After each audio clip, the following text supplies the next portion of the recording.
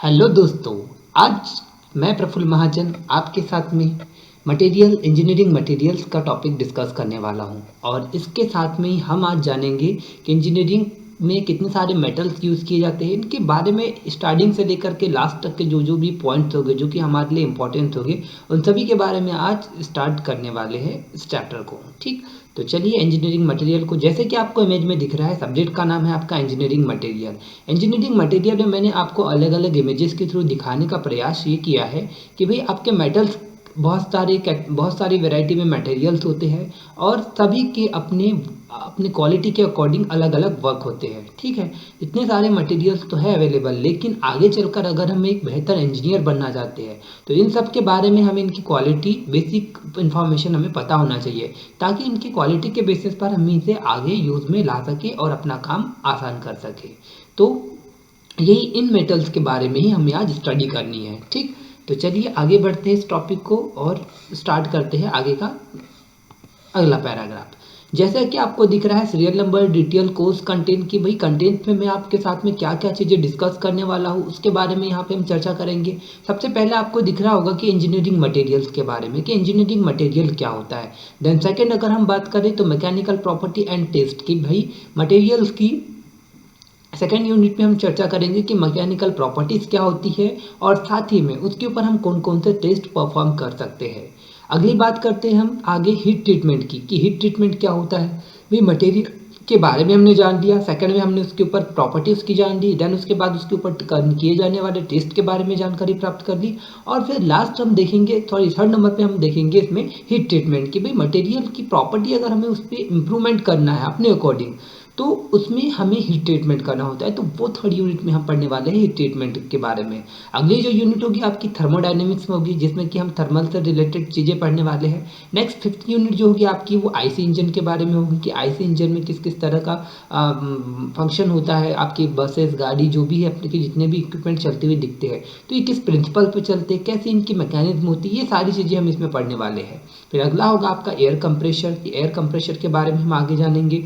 Then उसके बाद में होगा आपका फ्लूइड मैकेनिक्स, एफएम, बड़ा ही इंटरेस्टिंग टॉपिक है भाई, है ना, तो इसके बारे में भी हम आगे पढ़ने वाले हैं। और देन उसके बाद हाइड्रोडायनेमिक्स की भी स्टडी हम करने वाले हैं आगे। तो हाइड्रोडायनेमिक्स क्या होता है, हम इसे कैसे यूज़ करते हैं डेली लाइफ में, इसका हमारा कैसा उपयोग होता है, ये सारी चीज़ें हम इसके अंदर का डिस्कस करने वाले हैं। और लास्ट आपका बचेगा पावर ट्रांसमिशन, जो लास्ट आपकी यूनिट है और बड़ी इंटरेस्टिंग यूनिट है पावर ट्रांसमिशन। जैसे कि मैं आपको बता दूं कि भाई आपके पास में कोई पावर है, मान लीजिए एक बॉडी के पास में कोई ए पावर रखी हुई है, ठीक, तो उस पावर को अगर हमें आगे ट्रांसमिट करना होता है तो हम अलग अलग मीडियम्स का यूज़ करते हैं। मान लीजिए पॉइंट है, इस पॉइंट से हमको इस पॉइंट में आपकी पावर ट्रांसमिट करनी है, तो belt drive system, chain drive system, gear drive system, अलग अलग के सिस्टम्स के यूज़ करके हम पावर को ट्रांसमिट कर सकते हैं। तो चलिए बिना किसी देर करते हुए मैं प्रफुल्ल महाजन स्टार्ट करता हूँ आज के इंजीनियरिंग मटेरियल्स के जो टॉपिक हम कवर करने वाले हैं। इसके पहले हमने जो देखा था वो टॉपिक्स थे हम के कि आगे की क्लास में हम कौन कौन से टॉपिक्स इस जीएमई सब्जेक्ट के अंतर्गत कवर अप करने वाले हैं। और इसमें हम देख रहे हैं अब इंजीनियरिंग मटेरियल्स के टॉपिक्स के कौन कौन से आपके मेन टॉपिक है। ठीक, इंजीनियरिंग मटेरियल, इसमें हम सबसे पहले पढ़ने वाले engineering introduction of engineering material की, मटेरियल का इंट्रोडक्शन पढ़ने वाले कि मटेरियल को क्या है, कैसे है, कहाँ से आए, ये सारी चीज़ें हम इसके अंदर डिस्कस करने वाले हैं। इसके लिए मैं आपका मटेरियल्स का एक और अलग से वीडियो भी प्रोवाइड करूँगा। ये देन उसके बाद हम पढ़ेंगे need and classification of engineering material, कि भाई इंजीनियरिंग मटेरियल तो हमने पढ़ लिया लेकिन इसकी हमें आवश्यकता क्यों पड़ी, है ना, और इसको हमने किस तरह से क्लासीफाई किया अपनी सुविधा के लिए। ठीक, तो ये हम जानेंगे इसमें। आगे हम जानेंगे मेटल्स और एलॉय क्या होते हैं, भी मेटल्स को मेटल्स क्यों कहते हैं और एलॉय को एलॉय क्यों कहते हैं, इन सभी के बारे में भी बहुत अच्छे से हम डिटेल में जानकारी प्राप्त करेंगे कि मेटल क्या होते हैं, कहाँ से आए, इन्हें कैसे प्राप्त किया जाता है। ठीक है, और मेटल्स को मेटल ही क्यों कहते हैं। ठीक, मेटल्स की भी हम आगे बात करेंगे, तो इसको हम दो कैटेगरी में क्लासीफाई करेंगे। ठीक, दो कैटेगरी में क्लासीफाई करने का तरीका ये है कि हम इसमें देखेंगे कि भाई मेटल को हम कितने तरीके से बांट सकते हैं। जैसे कि हम इसमें देखेंगे कि आपको जो मेटल्स है उसको हम दो कैटेगरी में बांटते हैं, एक होता है आपका फेरस और दूसरा होता है आपका नॉन फेरस। तो इस तरीके से हमने मेटल को दो कैटेगरी में क्लासीफाई कर दिया। ठीक, तो फेरस मेटल में अगर हम बात करते हैं तो इसके अंतर्गत आपका कास्ट आयरन आता है, रॉट आयरन आता है, स्टील आता है, एलॉय स्टील आता है, ये सारे आपके आते हैं फेरस मेटल की कैटेगरी में। नॉन फेरस की बात करते हैं अगर हम, तो एल्यूमिनियम, कॉपर, लीड, ये सारे आपके नॉन फेरस मटेरियल के अंतर्गत आते हैं। साथ ही आपके टीन भी इसके अंतर्गत आएगा, कॉपर, टीन, एंटीमनी एलॉय, ये भी आएंगे। आपके बियरिंग मेटल्स जो होते हैं ये भी इसके अंतर्गत आते हैं, copper tin alloy, zinc, copper zinc alloy, ये सारे के सारे आपके नॉन फेरस मेटल की कैटेगरी में आते हैं। तो ये भी मेटल्स, लेकिन हमने इसमें आयरन के बेसिस पर दो कैटेगरी में से हम क्लासीफाई करते हैं, फेरस और नॉन फेरस। ठीक, चलिए आगे बढ़ते हैं। जैसे कि हमने बात किया था कि मेटल्स के बारे में हम जानेंगे, मटेरियल्स के बारे में। इंजीनियरिंग मटेरियल्स को जानने से पहले भाई हम उसका क्लासिफिकेशन करते हैं ताकि हम चीज़ों को एक सिस्टमेटिक वे में हम उसे जान सकें। जैसे कि आपको हेडिंग दिख रही है इंजीनियरिंग मटेरियल्स क्लासिफिकेशन, कि भाई जो इंजीनियरिंग के मटेरियल है उनका हमने वर्गीकरण किस तरीके से किया।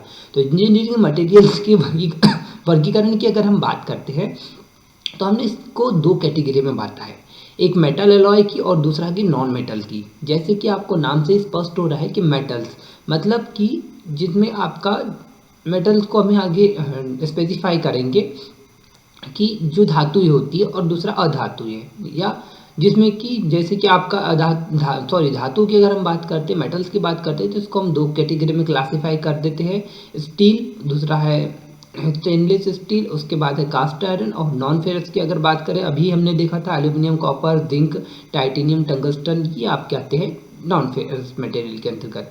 नॉन मेटल की बात अगर हम करते हैं तो नॉन मेटल में होगा कि भाई जिसमें इलेक्ट्रिसिटी प्रोड्यूस नहीं होती, ये हीट की अच्छी मतलब इसमें कंडक्टिविटी नहीं होती, शाइनी नहीं होते, और भी बहुत सारी कैटेगरी के बेसिस पर हम मेटल को अलग अलग क्लासों में क्लासीफाई करते हैं।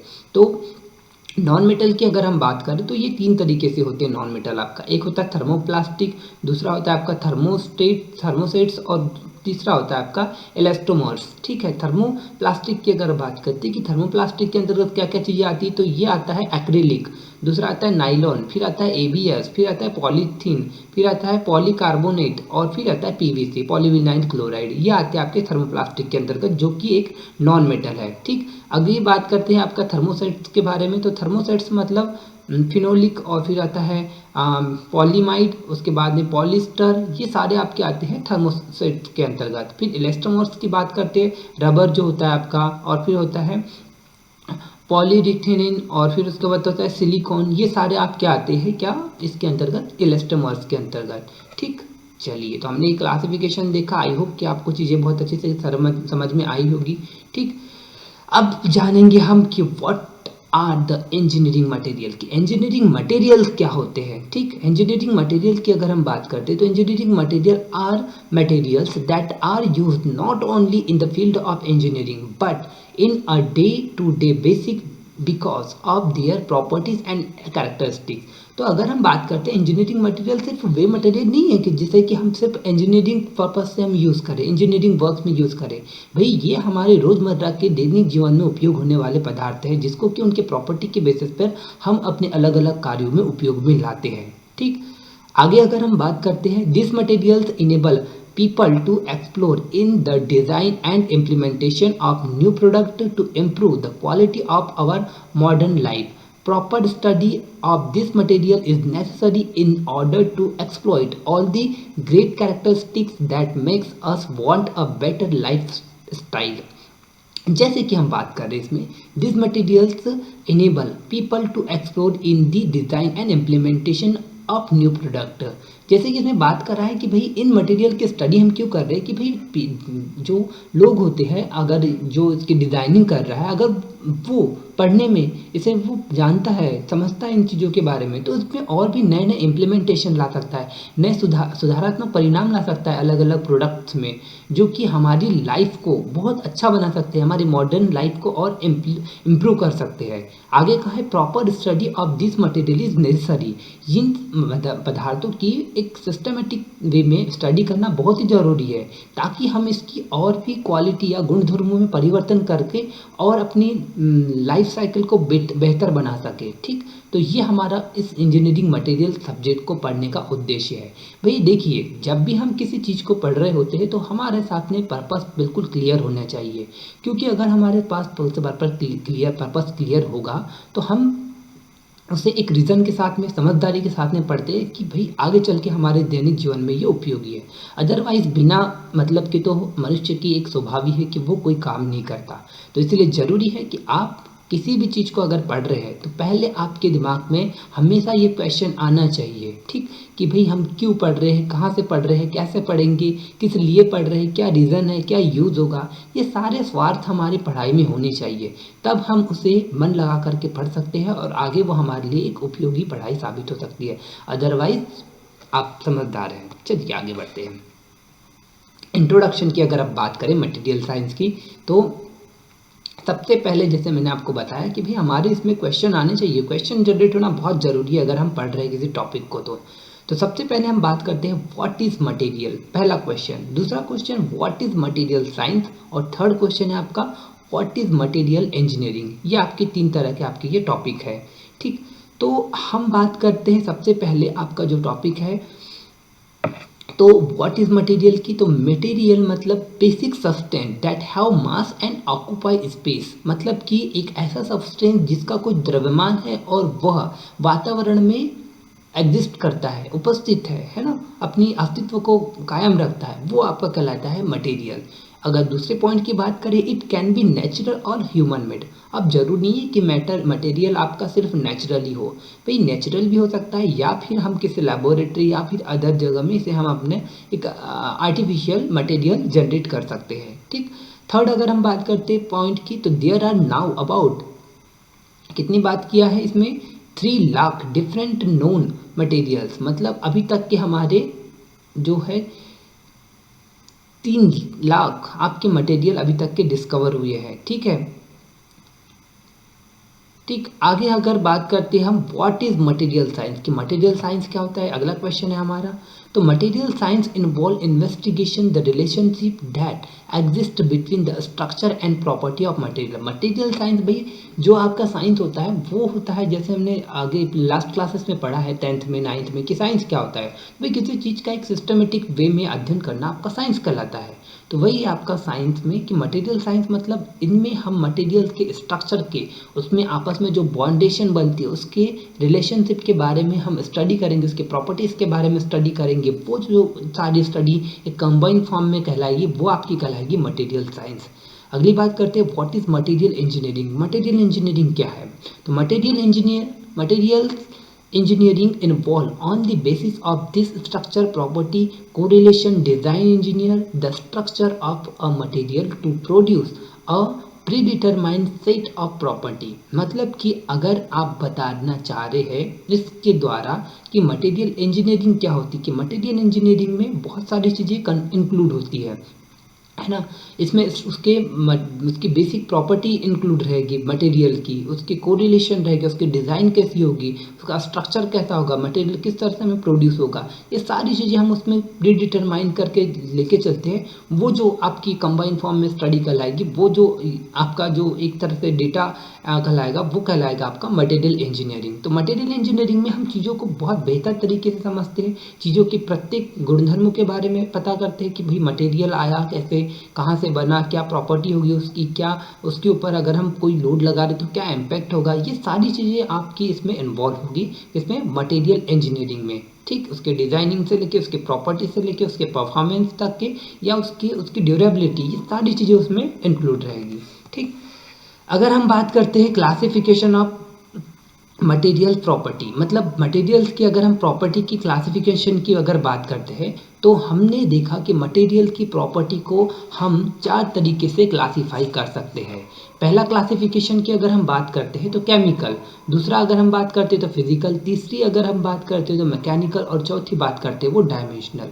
जैसे केमिकल प्रॉपर्टी की अगर बात करते हैं हम, तो इसमें हम बात करेंगे उसके कंपोजिशन की, मतलब उसकी उसके संगठन की, ठीक है, कि वो किस तरह के ऑक्साइडों से कंपाउंडों से मिलकर बना हुआ है। दूसरी बात करेंगे उसकी एसिडिटी की, कि भाई मटेरियल किस प्रवृत्ति का है, क्षारीय है कि अम्लीय है ना, जैसे अल्कलिनिटी और एसिडिटी बताया है, ठीक है। वियर हियरिंग विथ हियरिंग बोला है, कोरोजन बोला है, ये सारी चीज़ें जैसे आपका क्षरण वगैरह जो होता है, ये सारी चीज़ें आपकी आती है किसमें, केमिकल प्रॉपर्टी के अंतर्गत आएगी, ठीक। अगली बात करते हैं फिजिकल प्रॉपर्टी की। तो फिजिकल प्रॉपर्टी में इसकी हम आ जाएगी डेंसिटी, दूसरी आ जाएगी कंडक्टिविटी, तीसरी जैसे हम इसमें बोलेंगे कंडक्टिविटी में थर्मल कंडक्टिविटी भी देखेंगे और साथ ही इलेक्ट्रिकल कंडक्टिविटी भी देखेंगे, ठीक है। फिर उसमें हम आगे बात करेंगे एक्वेस्टिक, मतलब जिसमें साउंड ट्रांसमिट हो सकता है कि नहीं, कि इसमें या फिर इस मेटल में साउंड एब्जॉर्बिंग कैपेसिटी कितनी है, कितने साउंड को एब्जॉर्ब कर सकती है। अगली देखेंगे ऑप्टिकल प्रॉपर्टी क्या होगी, ठीक है, और कंबस्टिबिलिटी क्या होगी। ये सारी प्रॉपर्टी जो स्टडी करेंगे ये आएगी मैकेनिकल की मटेरियल की फिजिकल प्रॉपर्टी कहलाती है ये, ठीक। मैकेनिकल प्रॉपर्टी जो कि मेरे बार बार मुंह में आते जा रहा है, बार बार मैं रिपीटेशन कर रहा हूँ, तो मैकेनिकल प्रॉपर्टी में आएगी उसकी स्ट्रेंथ, कि भाई उसकी टेंसाइल स्ट्रेंथ कैसी है, उसकी कंप्रेसिव स्ट्रेंथ कैसी है। अगला है आपका टफनेस, उसकी टफनेस कैसी है, स्टिफनेस कैसी है, इलास्टिसिटी कैसी है मटेरियल की, प्लास्टिसिटी कैसी है, डक्टिलिटी कैसी है, ब्रिटलनेस, हार्डनेस, ये सारी प्रॉपर्टी किस तरह से मटेरियल में एग्जिस्ट होती है, इन सभी के बारे में हम डिटेल में स्टडी करेंगे। और अगली लास्ट आती है आपकी डायमेंशनल में हम देखेंगे साइज और शेप, ये दोनों प्रॉपर्टी आपकी इसकी कैसी होती है, इसमें हम आगे स्टडी करने वाले हैं, ठीक। कि मटेरियल जो आपका मटेरियल है उसका साइज क्या होगा, उसका शेप कैसा होगा, है ना, अकॉर्डिंग टू शेप वो किस तरह से वर्क करेगी, ठीक। तो फाइनली अगर हम बात करते हैं, जब से हम स्टार्ट कर रहे थे मेटल्स की, कि भाई आपको जैसे इमेज में दिख रहा है कि ये मेटल्स है, तो मेटल्स क्या होते हैं इसके बारे में आज हम स्टडी करने वाले हैं, ठीक। तो मेटल की मैं यहाँ पे एक बेसिक इंट्रोडक्शन दे देता हूँ, मेटल्स क्या होते हैं।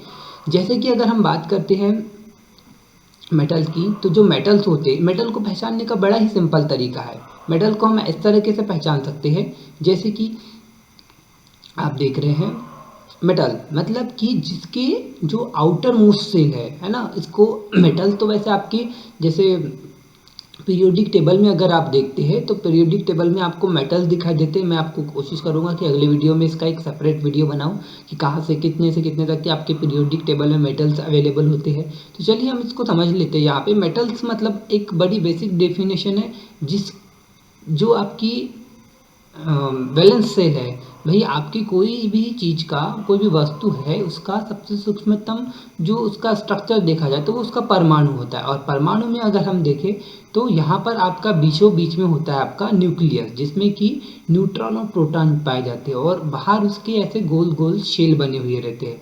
और इन शेल में आप अच्छे से जानते हैं, जैसे कि आप सभी ने केमिस्ट्री में पढ़ा भी होगा, थोड़ा बिगड़ गया है भाई, तो आपने सभी ने पढ़ा भी होगा कि यहाँ पर आपका जो ये शेल जो होते हैं यहाँ पर आपके इलेक्ट्रॉन मूवमेंट करते रहते हैं यहाँ पे बाहर की कक्षाओं में, ठीक है। तो ये जो आपके स्ट्रक्चर है ये आपके परमाणु का स्ट्रक्चर दिख रहा है।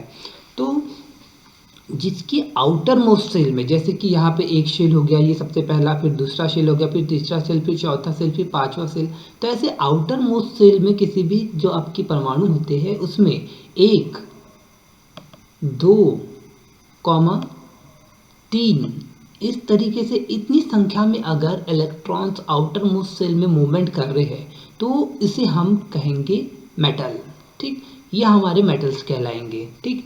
ये बड़ी ही बेसिक डेफिनेशन है आपकी मेटल्स को जानने की कि भाई अगर किसी इसमें आउटर मोस्ट सेल में 1, 2, 3 इतने अगर आपके इलेक्ट्रॉन्स मूवमेंट कर रहे हैं तो वो आपके कहलाते हैं, आपके मेटल्स कहलाते हैं, ठीक। चलिए आगे देखते हैं मेटल की और property.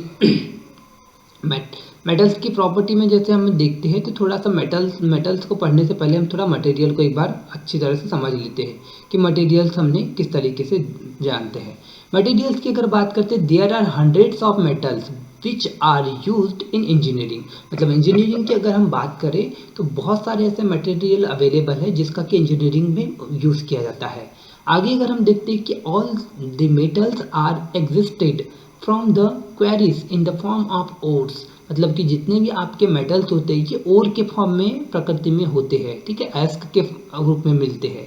They are made pure by the some special method in the industries, और इनको निकाल करके भाई अशुद्ध अवस्था में होते हैं, जमीन के अंदर निकलते हैं, कंकड़ पत्थर सब इसमें मिक्स होते हैं। अब इसको निकाला जाता है और फिर किसी स्पेसिफिक मेथड के थ्रू इसे प्योरीफाई किया जाता है बड़ी बड़ी इंडस्ट्रीज में, तब जाके हम फाइनली इसका यूज़ कर पाते हैं। ठीक, आगे जैसे दिया है वेट मोटल, आगे इस बॉक्स में आपको दिखा रहा है इस चार्ट में कि which metal is most likely to be use for each item, मतलब कि कौन सा यहाँ पे मेटल है कि जिसका जो मतलब किस मेटल का किस चीज़ों को बनाने के लिए यूज़ किया जाता है वो बताया हम आपको। जैसे कि अगर हम बात करते हैं गोल्ड का, तो गोल्ड की अगर हम बात करें तो गोल्ड का यूज़ किया जाता है किस चीज़ के लिए आपकी, यहाँ हम यूज़ करते हैं गोल्ड का नेकलेस वगैरह जो ऑर्नामेंट्स बनाने के लिए यहाँ हम गोल्ड का यूज़ करते हैं। ठीक, आगे बात करते हैं एल्यूमिनियम की, तो एल्यूमिनियम का यूज़ ये आप जानते हैं एक तरह की हल्की धातु होती है, तो आर्टिफिशियल हिप जॉइंट जो होते हैं आपके ये एल्यूमिनियम के बनाए जाते हैं।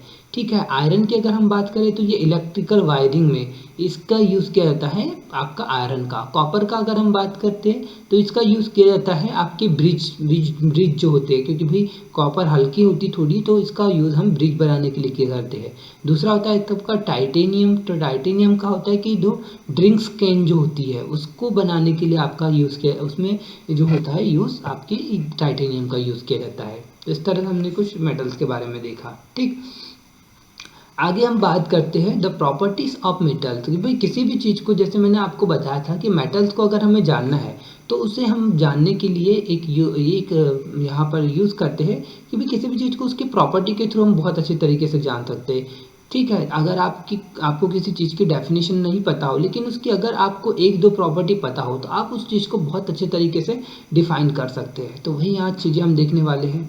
तो जैसे हम बात करते हैं कि प्रॉपर्टीज ऑफ मटेरियल की, तो आपकी जो प्रॉपर्टी होगी मटेरियल की, तो मटेरियल हमेशा आप देखिएगा कि ये आपको हार्ड मिलेंगे। ठीक, दूसरा है कि non adhesive, cold and smooth, कि मटेरियल्स हो गए ये नॉन एडेसिव हो गए, किसी भी चीज़ों से जाकर के चिपक नहीं जाएंगे, एडेशन की प्रॉपर्टी नहीं होगी इसमें। कोल्ड हो गए, साथ ही ये स्मूथ भी हो गए, ठीक है, और साथ ही शाइनी भी हो गई, मतलब चमकदार होती है हमेशा जो भी मेटल्स आपको मिलेगी उनकी अगर आप सतह को देखते हैं तो वो उसकी सतह आपको चमकदार दिखेगी। ठीक, स्मूथ की अगर हम बात करते हैं तो surface that is not rough, मतलब एक तरह की क्लीन सरफेस। ठीक है, शाइनी मतलब reflect light of a smooth और पॉलिश्ड सरफेस। ठीक है, अगर किसी पॉलिश सरफेस पर, जैसे कि इस पॉलिश सरफेस पे अगर कोई लाइट पड़ रही तो ये ऑब्वियसली कि आपको ये रिफ्लेक्ट करके दिखाई देगी, तो वो चीज़ आपकी है, रिफ्लेक्ट की बात कर रहे हैं। ये की प्रॉपर्टी थी, है ना। अब अगर हम देखते हैं फिजिकल प्रॉपर्टी की मटेरियल की, फिजिकल प्रॉपर्टी क्या होगी, तो इसमें अगर हम बात करते हैं तो बोला है कि स्ट्रॉन्ग, जो भी आपकी मेटल्स होगी वो हमेशा स्ट्रॉन्ग होती है। ठीक है, can resist force why not becoming deformation easily, मतलब कोई भी जो मेटल्स होगी वो जल्दी से कभी भी डिफॉर्म नहीं होती भाई, है ना, वो फोर्स का हमेशा रेजिस्ट करेगी, मतलब उसके ऊपर अगर हम बाह्य बल लगाते हैं तो उसका वो विरोध करती है इजीली, जैसे हमने बल लगाया तो एकदम से नहीं टूट जाएगी या बैंड हो जाएगी। ठीक है, एग्जाम्पल जैसे उसमें बोला है टेंसाइल को लिया है।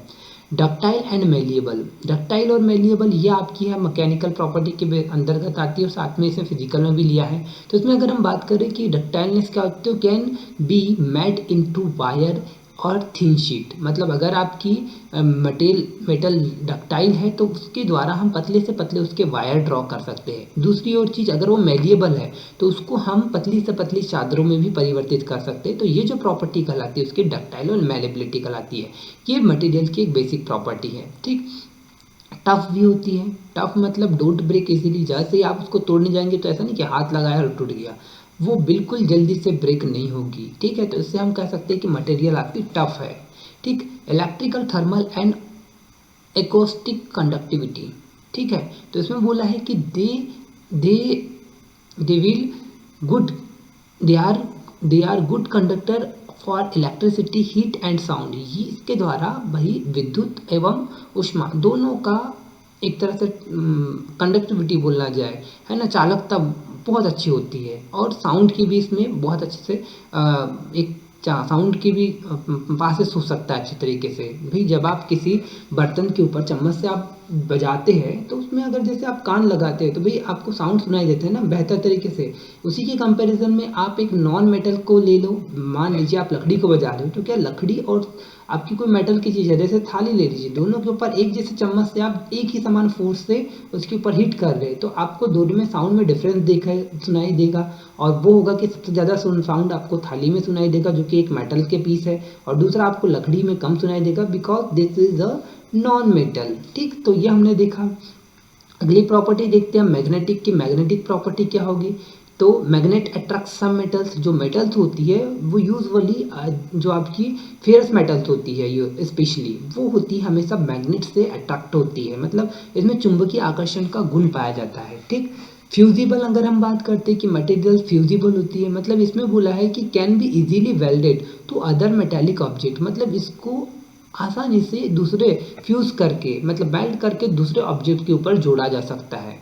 अगला है आपका अगला point expansion and the contraction, मतलब इसमें बोला है व्हेन द टेम्परेचर राइजेस, मतलब जैसे जैसे आपका तापमान बढ़ता जाता है दे एक्सपांड, मतलब ये इसमें फैलाव होते जाता है।